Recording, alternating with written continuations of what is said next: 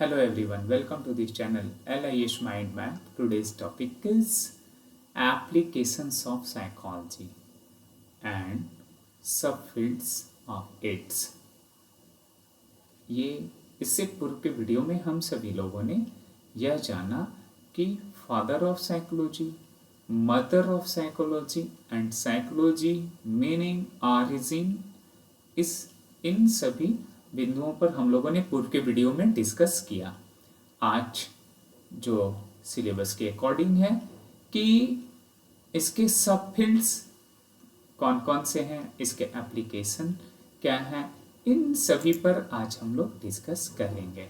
तो चलिए अभी हम बात करते हैं सब फील्ड्स पर कि ये सब फील्ड ऑफ साइकोलॉजी है हमारा क्या। देखिए ऐसे तो सामान्य तरीके से जैसा कि हम सभी लोग जानते हैं कि साइकोलॉजी क्या है, study of mind, study of soul, ये पूर्व में हम लोगों ने पढ़ा और विभिन्न साइंटिस्ट के डेफिनेशंस को भी हम लोगों ने जाना।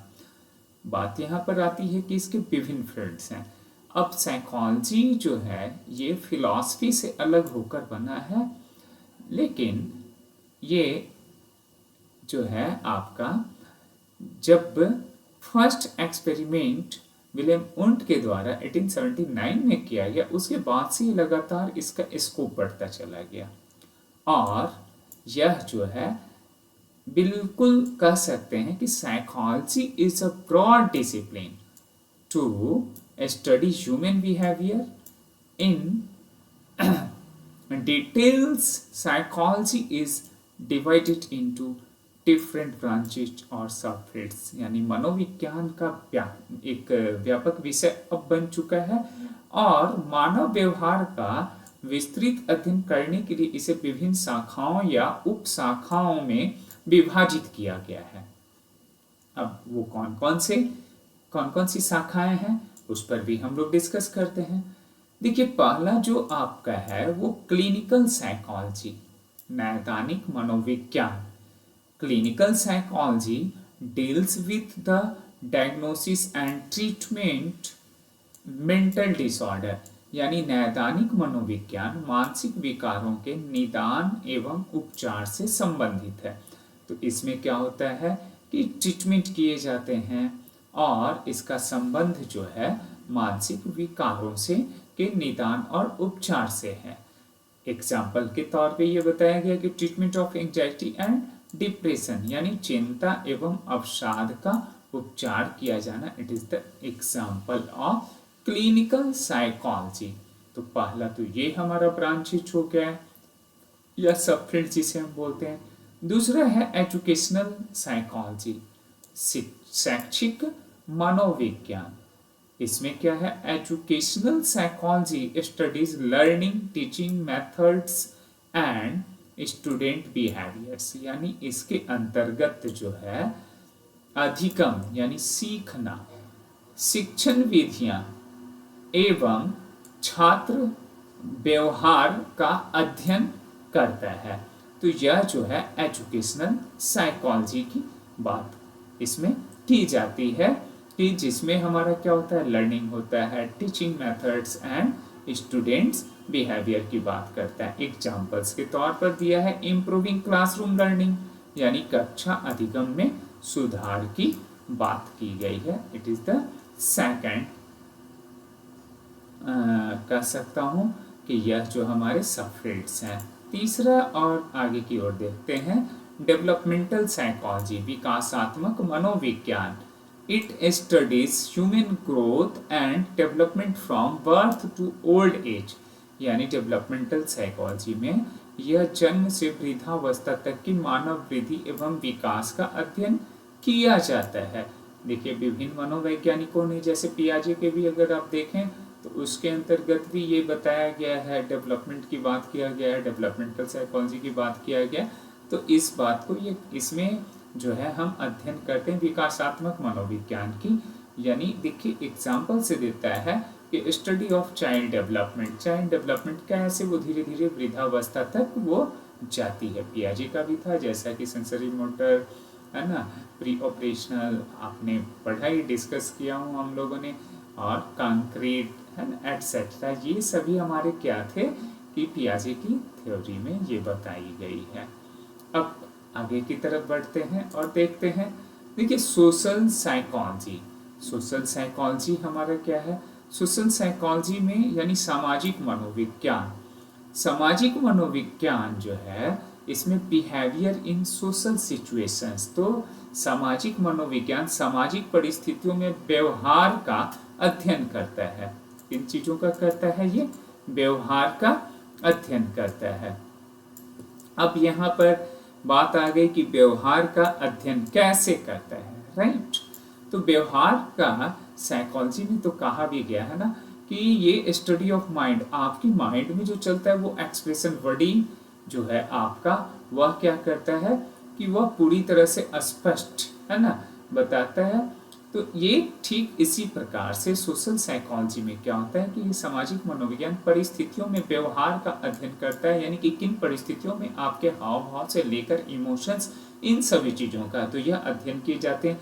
अब इसके एग्जाम्पल्स दिए, ग्रुप बिहेवियर एंड एटीट्यूड, समूह व्यवहार का एवं दृष्टिकोण, तो it is the social psychology.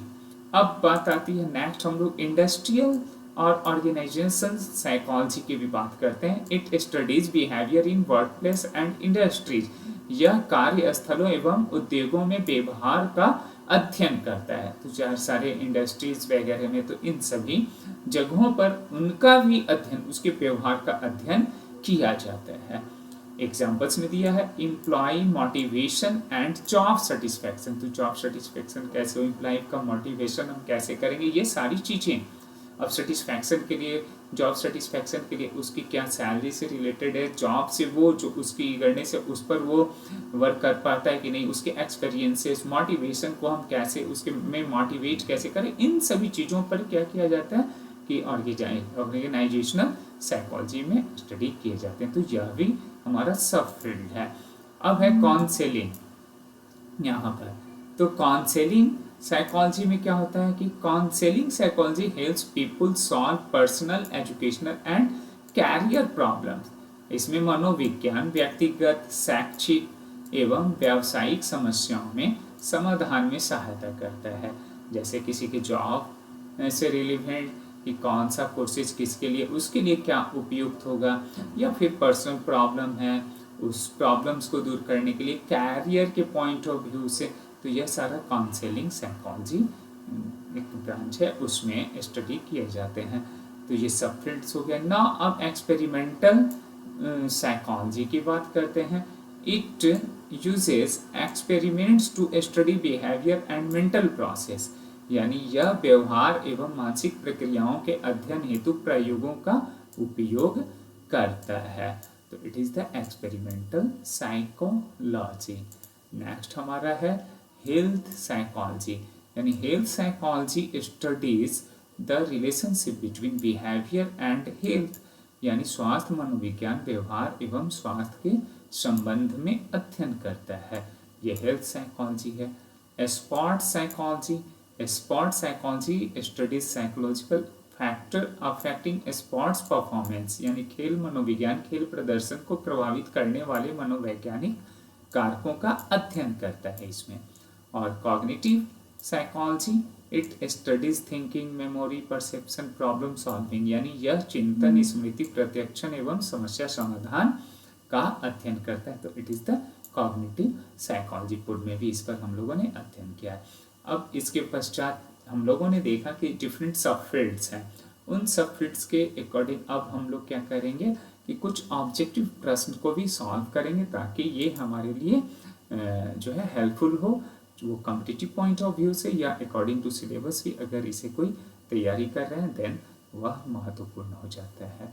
देखिए फर्स्ट क्वेश्चन है psychology is divided into different सब फील्ड्स टू, है ना, यानी कि ये जो है विभिन्न उप शाखाओं में विभाजित किया गया है, ताकि क्यों किया गया है, तो ये जानने की कोशिश करते हैं। क्या रिड्यूस नॉलेज? नो, ये तो ऐसे भी गलत है। Avoid experiment? नो, ये स्टडी बिहेवियर इन डिटेल, तो हमारा क्या है जो स्टडी बिहेवियर इन डिटेल्स के लिए ये हमारा उपयोगी है। सो यह भी जो है वो सही जवाब होगा। Which branches deals with the mental disorder, कौन सी शाखा मानसिक विकारों से संबंधित है? मानसिक विकार है तो उसे कौन सा, तो ये क्लिनिकल होगा, स्वाभाविक है ना। तो सोशल और स्पॉट्स को हटाते हैं, स्पॉट्स के लिए, सोशल जो हमारे सोसाइटीज के लिए, और क्लिनिकल हमारा क्या हो गया, यही जो है डिसऑर्डर्स को है ना, जो मेंटल डिसऑर्डर्स होते हैं उससे है ना, उसके लिए स्टडी किए जाते हैं। तो it is the clinical psychology. Next हमारा है कि एजुकेशनल साइकोलॉजी मेनली स्टडीज, यानी शैक्षिक मनोविज्ञान मुख्यतः किसका अध्ययन करता है, तो ये लर्निंग एंड टीचिंग। तो शैक्षिक मनोविज्ञान का है लर्निंग एंड टीचिंग, और ए जो है वो बिल्कुल सही जवाब है। नेक्स्ट क्वेश्चन है डेवलपमेंटल साइकोलॉजी स्टडीज, विकासात्मक मनोविज्ञान किसका अध्ययन करता है, तो विकासात्मक मनोविज्ञान जो है ह्यूमन ग्रोथ एंड डेवलपमेंट का, किसका करता है ये, ह्यूमन ग्रोथ एंड डेवलपमेंट का ये जो है विकास करता है, अध्ययन करता है, इसलिए बी इसका सही जवाब है, बिल्कुल सही जवाब। नेक्स्ट है हमारा कि social psychology studies behaviour in, सामाजिक मनोविज्ञान किसमें में व्यवहार का अध्ययन करता है। अब देखिए सोशल साइकोलॉजी है तो ये सोशल सिचुएशन से ही तो करेगा, कि सोशल सिचुएशंस पर स्टडी करता है, तो B is the right answer, so it is the right. Now next industrial psychology is related to, ये वेरी इजी क्वेश्चंस। तो इंडस्ट्रियल साइकोलॉजी मतलब ये क्या हो गया, वर्क प्लेस से ही रिलेटेड, यानी कि बी जो होगा वो हमारा सही जवाब होगा, वर्क प्लेस बिहेवियर से।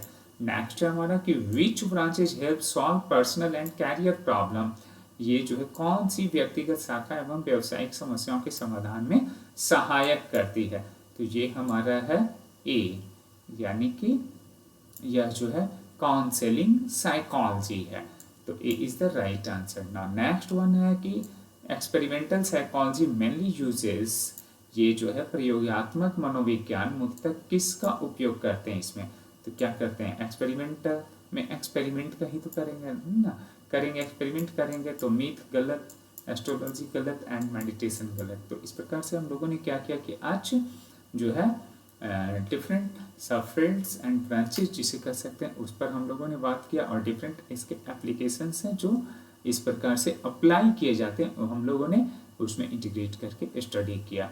तो और साथ ही साथ हम लोगों ने इसके ऑब्जेक्टिव क्वेश्चंस को भी देखा। So thank you so much कि अपने पेशेंसली वॉच किया। पुनः मिलता हूँ नए टॉपिक के साथ।